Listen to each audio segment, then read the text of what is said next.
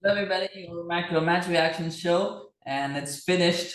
Tottenham 4, Southampton 1, and I guess they've laid down Spurs have laid down a marker for the season of some sorts. It was a really good performance from Tottenham. Didn't feel like it at the start. I thought Southampton had a good start, and but Spurs just grew into the game, and then they grew and they grew, and they did really well. And it's not just the goals. I think there's a lot of things that they will take away from this game that will please Conte, and that should please Tottenham fans as well, because there's a lot that was there to like about that performance beyond just the goals. But Saints did start very well. I thought uh,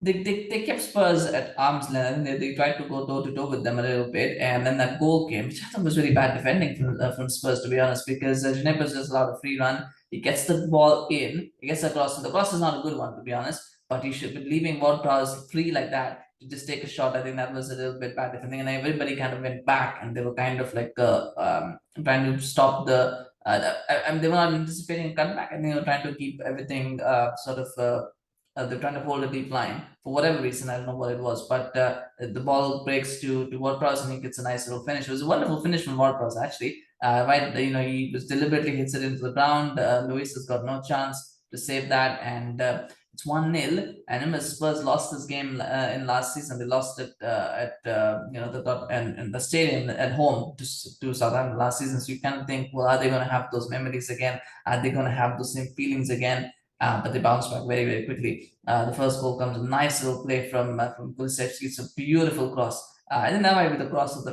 play of the match. Actually, what a beautiful cross that was. And all Sessegnon's got to do is got to head it in, and he does. And I was impressed with Sessegnon actually today. I liked his performance. And he's someone who, when he was at Fulham, looked like he was going to break out. Was going to be this big star for not just for not just in the Premier League, but also for England. I thought he was going to be a top player. And just at Spurs, his career is kind of stalled. I mean, Pochettino brought him in, but they never really used him. He got injured. Mourinho came in. Mourinho, we know Mourinho doesn't like young players. He likes established players. It's kind of fallen off the radar. Had a loan spell as well. Then Conte has come in. He's given him a chance again, and he's kind of taken it. And he looks like he can do something this season. It's got tough competition in Ivan Perisic.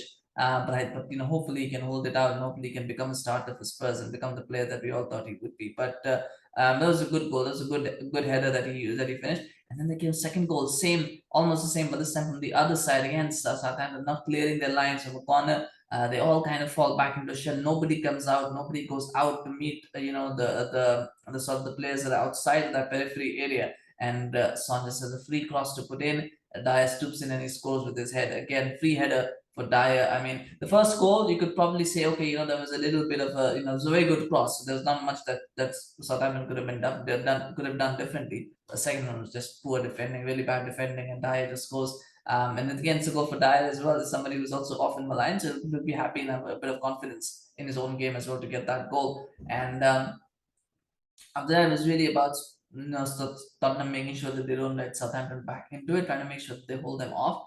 I thought Kyle Walker-Peters for Southampton had a really good game. It's unlucky that he had to end up on the losing side, but I thought he was probably one of the better players in the game from both sides. I think he was probably one of the best players for sure. He was Southampton's man of the match for sure, and we did well. It was unfortunate for him to end up on the losing side, especially at the third goal. The way the third goal went in, I thought Southampton were creating some pressure, and then they get turned over on the break. And I don't know what Salisu is doing over there. I mean, it's just unbelievable. The guy.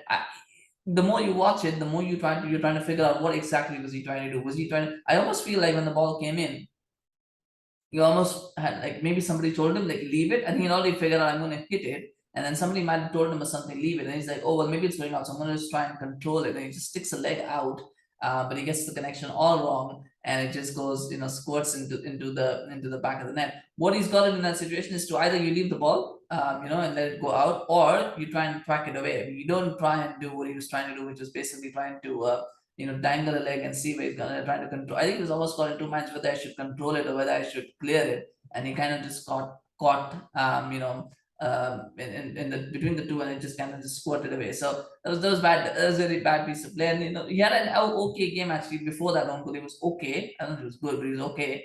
And then that moment of madness from him. pretty much just handed the game to Spurs, and then they go and they score a second goal. Just 2 minutes later, they go and get out the goal. Kulusevski, the fantastic finish, a great cutback. I think it was Emerson. I think it was a nice cutback, and Kulusevski just scores a beautiful goal.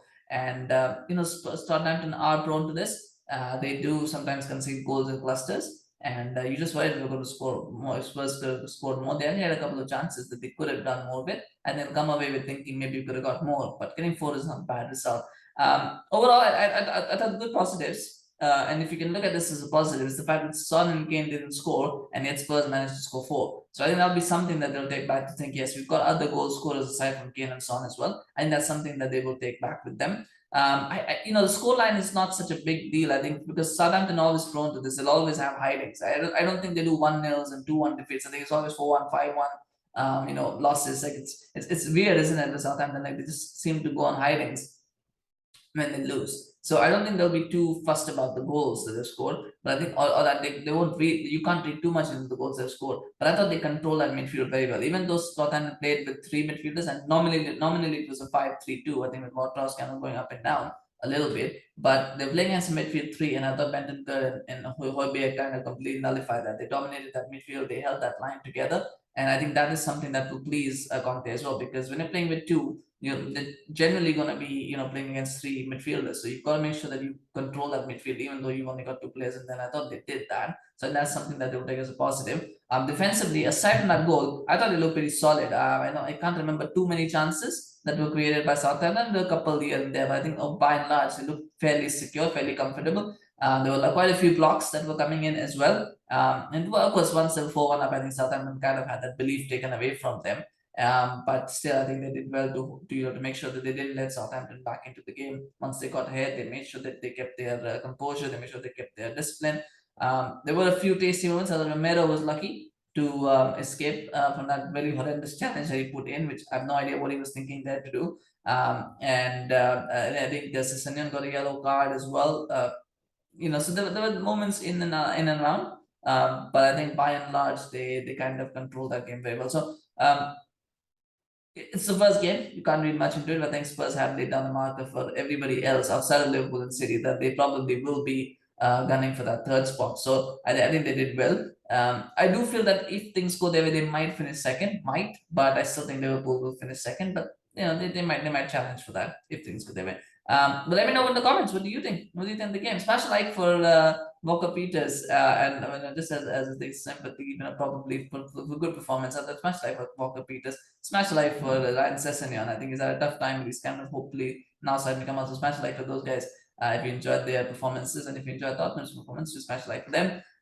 Share your comments. Let me know what you think of the game. What do you think Spurs can do more than 3rd this season based on that performance? Do you think do you think Spurs could do something special? Maybe win a trophy, not necessarily Premier League, but could they win a trophy? Let me know what you think, of course, in the comments. So happy to hear your thoughts. And please do subscribe to our channel on YouTube. Follow us on Facebook. We are doing quite a few. We've got one more video to do today. So there's one more game, Chelsea Everton, coming up. So we're doing reaction for that one as well. So when you subscribe, you get notified as videos drop. So please do that. Thank you so much for watching, and we'll see you again soon. Bye bye.